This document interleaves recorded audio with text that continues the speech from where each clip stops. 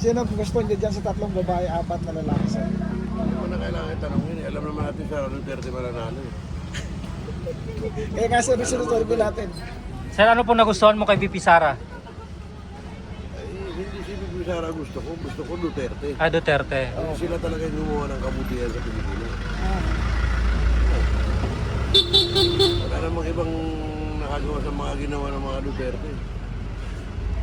Nagkautang mo tayo na drill yung kay Duterte, pero may nagawa. malaki ng development. Laki na nagawa. At panahon ba ng pandemic yun? Ano siguro kung hindi pandemic yun, mas lalong malaki ang ano. Partida pa yun sir. Oo, mas lalong malaki ang mga magagawa. Yung mga hindi natatayuan ng airport, napapatayuan niya eh. Oo. Binaboy nila yung Boracay, pinagawa ni Duterte, nilinis. Itong Manila Bay, ginawa rin, nilinis. Ngayon, naging pasyalan pa. Samantala, napakaraming presidente ang Nakadaan. dumaan pero wala nakagawa. Ay, yung sinasabi nila pinagpapatay mga pusher, natural lang. Para naman yung hindi gumagamit ng droga, makapabuhay ng tahimik.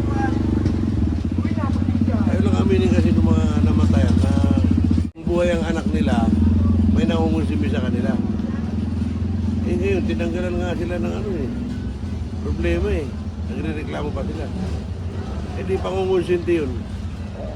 Kung ang anak mo mismo, kung konsintihin mo, ibali sana kung ikaw lang ang napiperwisyo. So buong bayan ang napiperwisyo. Pag ang anak mo, adik, hindi naman namimili ang adik eh. Naghanap pa ng damay. Oo. Pilipinas pa. Halos lahat ng tao na apektuhan, nagkakaroon ako. Hindi ka makalakad ng matiwasay. Mamaya may adik dyan. Ay kahit sa amin eh. Pag umuwi ako, hindi ako kilala ng mga tao. Kasi mga naglaki yan ay mga hindi pa pinapanganak. Hindi naman tayo walang niya. Tapos biglang-bigla makikita mo may baril na, napakalit. Hindi ka naman kilala. Siyempre takot ka kasi adik baka mamaya sinumpong ng Sinumpong na pagka-addict. pagka-adik, bigla ka nalang pagbabarilin. Ano tayo magagawa doon eh?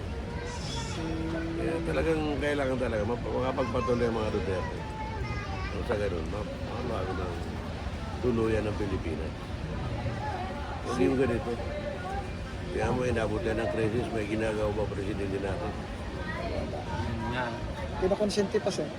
Si Duterte, nung panahon ni Duterte, nung dumating din naman ng ganito, pero hindi ganito katindi. Pero nung si Duterte, pagdating pa lang, nag-utos na siya kaagad, at ilang ahin siya inutusan, pati DTI, isorbi niyo lahat ng mga nagtitinda, kasi baka mamaya samantalahin nila yung presyo. Ngayon, meron ba? Wala. Ngayon, puro pa siya samantalahin yung ginagawa natin ha. Mga negosyante. Lalo na yung presyo ng langis sir. Oo. Triple. Yung samantala yan. Totoo naman kasi sinasabi yung nag-viral sa Facebook na matagal na siya dun sa pinagtatrabahuan niya. Kahit na may laman yung pinakatangke nila, sasabihin wala. Kasi alam tataas ang presyo. Kung magbibigyan ng half day. Ini-hoard nila. I-hold nila yung mga tapos sa kanila patatasin sila bukas. Natatriple nila yung puhunan ng 40, aabutin ng higit sandaan. Sabi nga sir ni Senator Marcoleta, 3 billion pesos per day ang kita daw nila eh. Sa mga gasolinahan. Si Marcoleta, follower ako nila. Lagi ko pinanonood. Matalino. Matalino si Marcoleta. Kaya si Robin Padilla. Hindi naman ako nangangarap ang presidente. Bakit ko papangarapin niya? Hindi ko pangarap ang presidente. Ang gusto ko lang, maging matiwasa sa buong bayan. Nakapag-servisyo sa bayan. Oo.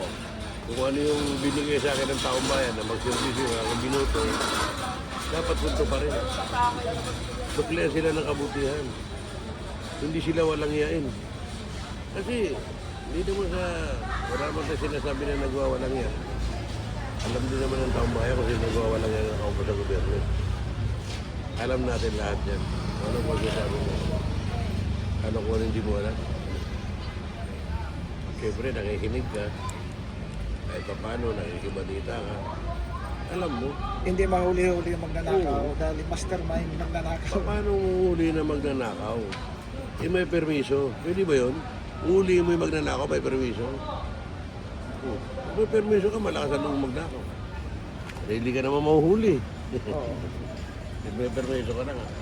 Makikita mo yung nagsasabi na nagtuturo sa nagnanakaw, tapos yung nagtuturo ang Kasuhan. nakakasuhan. Ayun, Ibang klase baliktad yun. Ha? magulo ang ano na ito. Kaya kailangan talaga mapalitan. Sige sir, salamat. Thank ha. you sir ha. Okay. Thank you po. Sino na papusuan mo dyan sir? Rapi? Rapi Tulfo. Oh, Thank you sir. Ma'am, Thank you, ma'am. Sir, survey lang ma'am. Sino po boboto mo sa kanila ma'am? Sino ma'am? Duterte. Duterte. Sara Duterte. Sige ma'am, salamat. Thank you ma'am.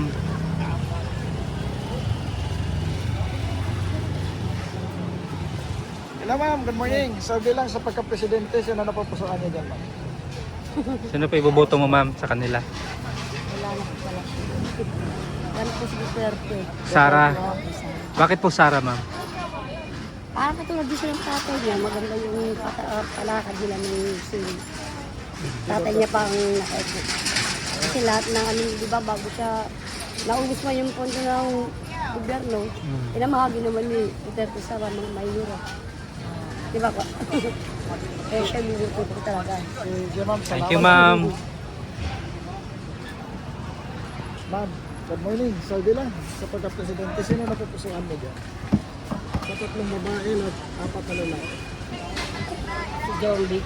Si John Vic? Sige. Tanong lang ma'am, bakit po si John Vic Romelia? Ano po nagustuhan mo sa kanya ma'am?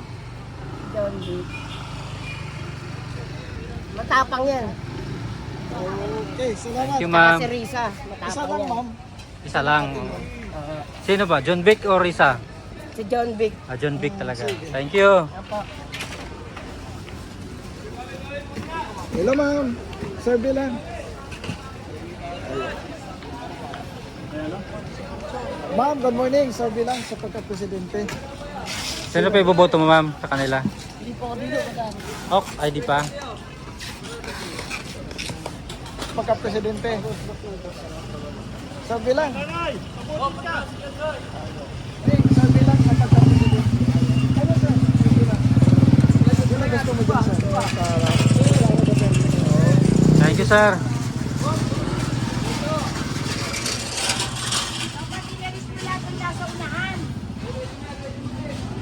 Ma'am, good morning. Sabi lang sa pagka-presidente. Oo. Sabi sa pagka-presidente. Gusto niya? Sara. Si Sara. Sara. At saka po si Rapi. Isa lang ma'am. Isa lang. Isa lang? Oh, isa lang, Gusto ko presidente. dalawa eh. Presidente. Opo. Ma-invalid yung boto mo kasi pag dalawa. Ganon. Rapi. Rapi Tulfo. Thank you. Dapat dalawa. Isa lang.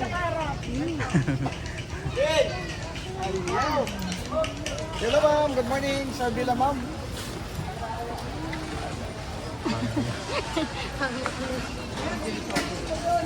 Ma'am, survey lang sa pagka-presidente. Sino na pupusuan niyo dyan?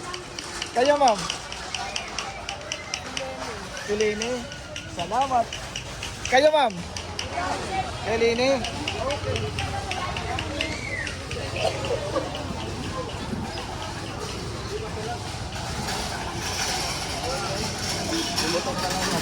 Hello ma'am, good morning. Sabi lang sa pagka-presidente. Sino po na pupusuan niyo dyan ma'am? Wala pa po eh. Wala pa, undecided. Undecided pa po. Okay, sige. Kayo ma'am, Hindi po. undecided din. Kayo sir.